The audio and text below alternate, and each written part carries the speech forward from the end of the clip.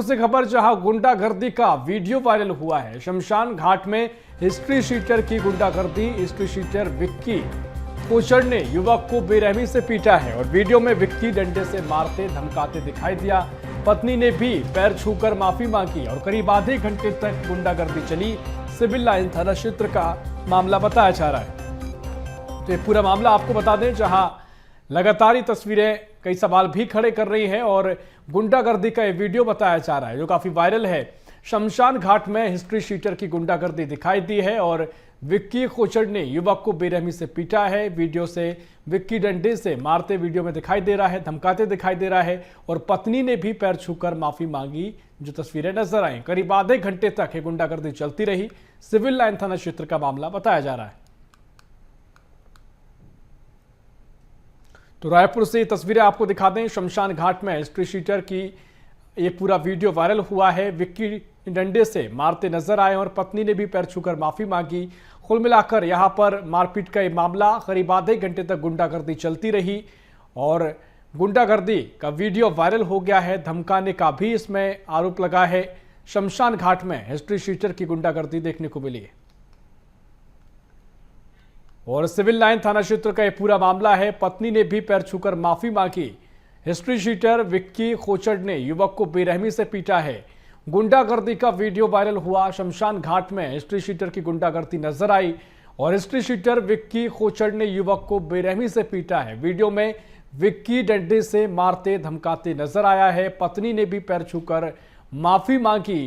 करीब आधे घंटे तक गुंडागर्दी चलती रही। सिविल लाइन थाना क्षेत्र का मामला बताया जा रहा है।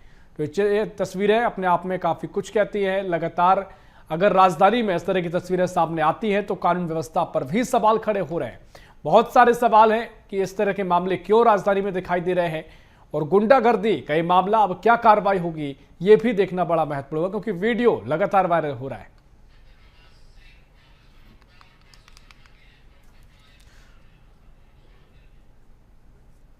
तो ये पूरा मामला आपको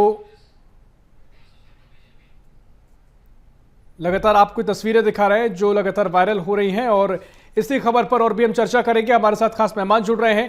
कांग्रेस से सत्यप्रकाश सिंह जुड़ रहे हैं, बहुत स्वागत है सत्यप्रकाश जी आपका बीएसटीवी में।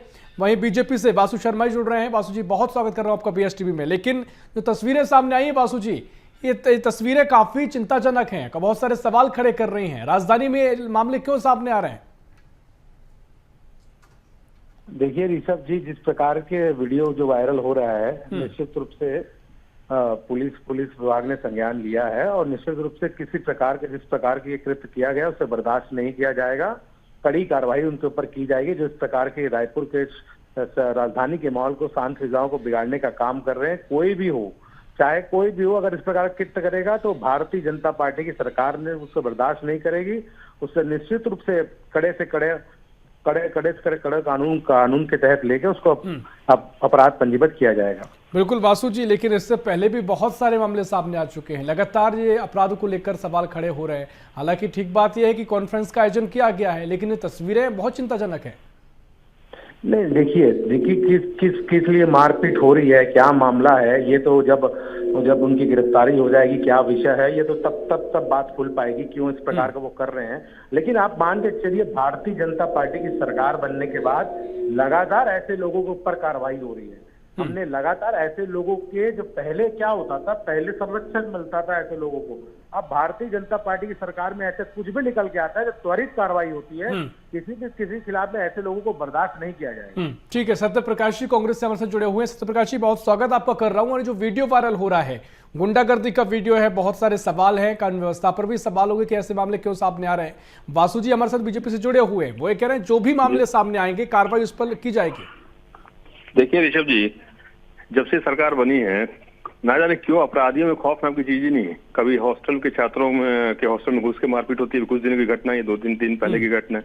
कभी खुलेआम मरीन ड्राइव जैसे रास्ता मिला के वहां पे युवती का मर्डर हो जाता है। तो इस तरह घर में घुसकर भी होता है, पत्रकार के घर में पुलिस घुसकर धमकी देती है। तो इस तरह की घटनाएं रायपुर राजधानी में इस तरह की होती है। तो आप समझ सकते हैं, जो वीडियो मैंने देखा है उसमें साफ दिख रहा है कि वो कोई आदतन अपराधी है और वो धमकी दे रहा है कि उसका नाम क्यों लिया। मतलब आपने कुछ ऐसी मजबूत लकीर नहीं खींची है 2 साल में कि अपराधियों में एक खौफ पैदा हो।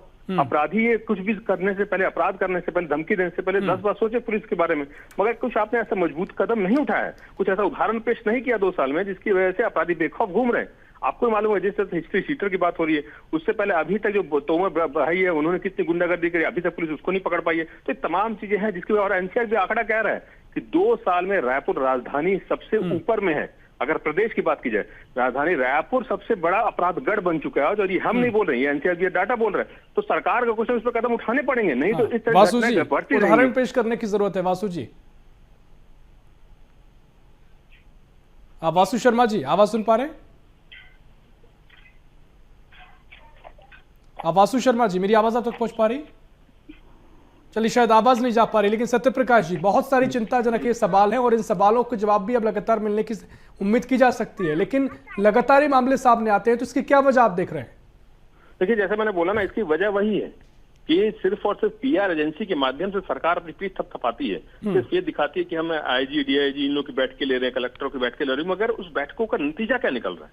आप देखिए, नतीजा यही निकल रहा है कि हॉस्टल में घुस के मारपीट हो रही है, युवती का मर्डर हो रहा है, घर में घुस के पुलिस धमका रही है, पुलिस थानों में जो लोग उनको मार दिया जाता है। ये नई घटना है, जब वीडियो सामने आ रहा है, ये अपराधी खुलेआम धमकी दे रहा है, मारपीट कर रहा है। तो ये इसलिए हो रहा है क्योंकि कहीं ना कहीं पुलिस का खौफ नहीं है, सरकार का कहीं ना कहीं नियंत्रण नहीं है पुलिस प्रशासन के ऊपर। जिस तरह से बैठक में सामने महासमुंद के जो एसपी है वो गृह मंत्री से बहस कर रहे हैं। तो इस तरह की चीजें अगर होंगी, सरकार के नियंत्रण में अगर जो कानून व्यवस्था अगर नहीं रहेगी, तो इस तरह की घटना होंगी। और हम तो विपक्ष की तरफ से एक मांग करते हैं कि सरकार कठोर कदम उठाए, अपराधियों पे लगाम लगाए, क्योंकि छत्तीसगढ़ एक शांति का टापू है जो कहीं ना कहीं अपराध गढ़ बनता जाएगा। और राजधानी रायपुर में ही घटनाएं हो रही है, तो आप सोचिए दूरस्थ अंचल अंबिकापुर, वासु जी, मेरी आवाज सुन पा रहे हैं? होंगे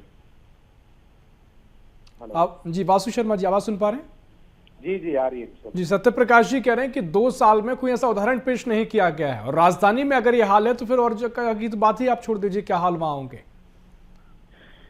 अब देखिए, कांग्रेस इस पे राजनीति ना करे। अगर कांग्रेस का अपने पिछला कार्यकाल फ्लैशबैक कर ले सत्यप्रकाश जी, तो यही जयस्तंभ चौक हार्ट ऑफ सिटी में कोई अगर किसी से लिफ्ट मांग लेता था, उसकी चाकू घोंप के हत्या कर दी जाती थी। एडिशनल एसपी के ऑफिस के नीचे रेप हो जाता था। मराठी के दिन भाई बहन जाते रहते थे, बहन से रेप हो जाता था। चाहे छत्तीसगढ़ में आए दिन चाकूपुर बन के छत्तीसगढ़ रायपुर शहर हो गया था। तो कांग्रेस पार्टी को उस समय राजनीति, निश्चित रूप से अपराधी अगर इस प्रकार के कृत्य करता है तो शासन प्रशासन त्वरित कार्रवाई कर रहा है, कहीं पर भी ठीक है, आप कार्रवाई की बात कर रहे हैं। उम्मीद हम करेंगे कि कम से कम इस मामले में तुरंत एक्शन हो और ये तस्वीरें सामने जाए, उदाहरण पेश किया जाए कि आगे कोई ऐसे लोग इस मामले में शामिल ऐसे न रहे। फिलहाल बहुत शुक्रिया आप दोनों मेहमानों को चर्चा में शामिल होने के लिए। वासु जी बहुत शुक्रिया, सत्यप्रकाश जी बहुत शुक्रिया आपको चर्चा में शामिल होने